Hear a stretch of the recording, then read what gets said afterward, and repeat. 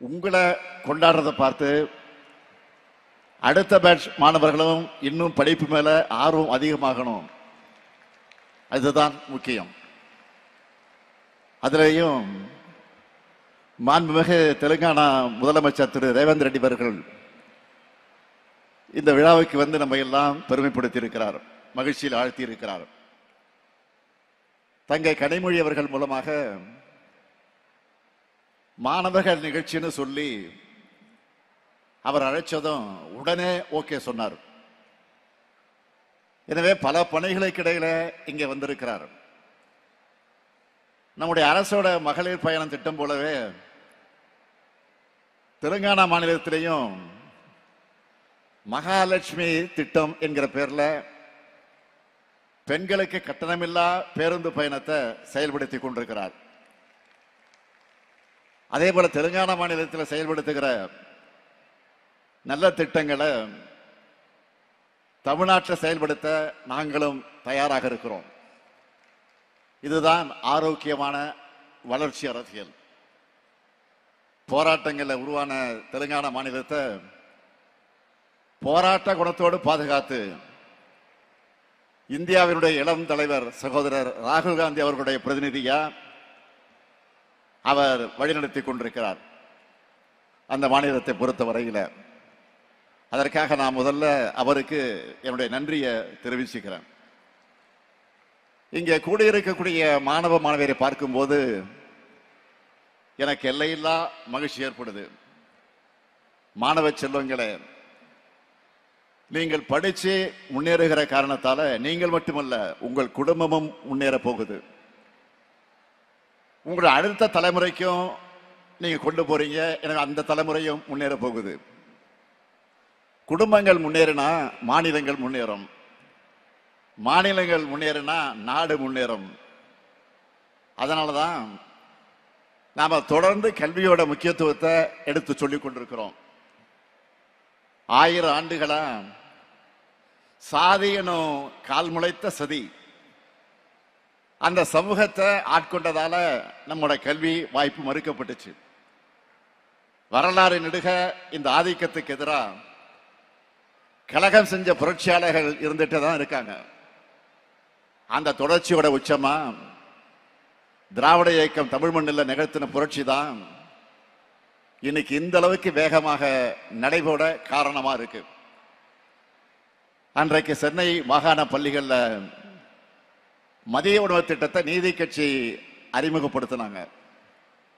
தொடர்ந்து பெருந்தலைவர் காமராஜர் அவர்கள் தமிழ்நாடு முழுக்க பள்ளிகள்ல மதிய உணவு திட்டத்தை அறிமுகப்படுத்தினார். தமிழ்நாட்டில் இருக்கக்கூடிய எல்லாரையும் எப்பாடுபட்டாவது பள்ளிகளுக்கு அழைச்சி அவர்களை படிக்க வைக்கணும் என்கிற காரணத்திற்காகத்தான். அதுதான் படிப்படியாக வளர்ந்து இன்னைக்கு நம்ம திராவிட மாடல் அரசு கொண்டு வந்திருக்கக்கூடிய காலை உணவு திட்டம் உருவாகி இருக்கு.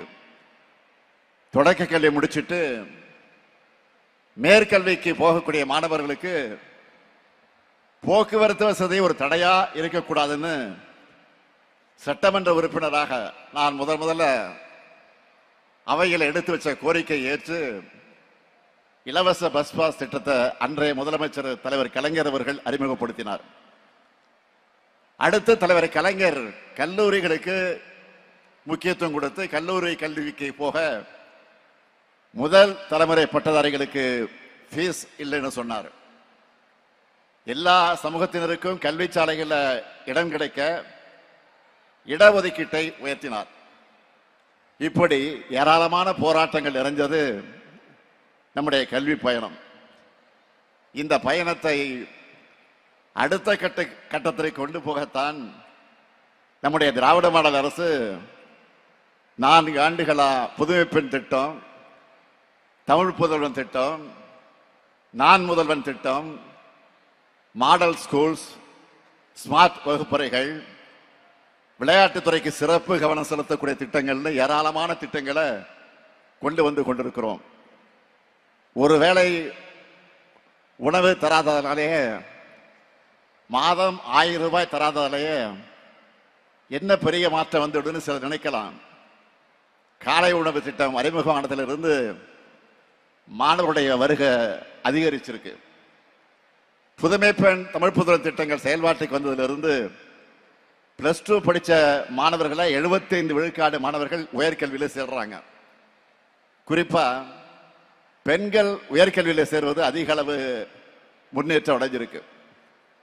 அரசு பள்ளியில் படிச்ச 1878 மாணவர்கள் கடந்த 4 ஆண்டுகள்ல முதன்மை உயர்கல்வி நிறுவனங்களுக்கு படிக்க போயிருக்காங்க. இன்னைக்கு கல்வியில தமிழ்நாடு பெற்றிருக்கக்கூடிய எழுச்சி இந்தியாவில் இருக்கக்கூடிய பல மாநிலங்கள் திரும்பி பார்க்குது. நம்மோட திட்டங்களை அவங்க மாநிலங்களை செயல்படுத்த ஸ்டடி பண்ணிக்கிட்டு இருக்கிறாங்க. இந்த எழுச்சியை பொறுத்துக்க முடியாம தான் கல்விக்கு தடை ஏற்படுத்தலாம்னு ஒன்றியத்தில் நினைக்கிறாங்க. நம்முடைய வளர்ச்சியை பார்த்து ஒதுக்க முடியாம தடை ஏற்படுத்தக்கூடிய சிலருக்கு பயத்தை வரவழைக்கணும். நிச்சயம் நம்முடைய திட்டங்களாலும் உங்களுடைய அச்சீவ்மெண்டாலும் அது நடக்கும். என்னுடைய இலக்கு அனைவருக்கும் கல்வி, அனைவருக்கும் உயர்தர கல்வி. கல்வி நிலையங்களுக்குள்ள எந்த காரணத்திலும் எவர் ஒருவரும் வராமல் இருக்கக்கூடாது, தடுக்கப்படக்கூடாது. மாணவர்களான உங்களுக்கு நான் சொல்லிக்கொள்வது ஒண்ணுதான், நம்ம அரசு உருவாக்கி தரக்கூடிய வாய்ப்புகள் எல்லாம் நீங்கள் பயன்படுத்திக்கிட்டு உயர உயர பறக்கணும். அதை பார்த்து வாங்க மகிழ்ச்சி அடையணும்.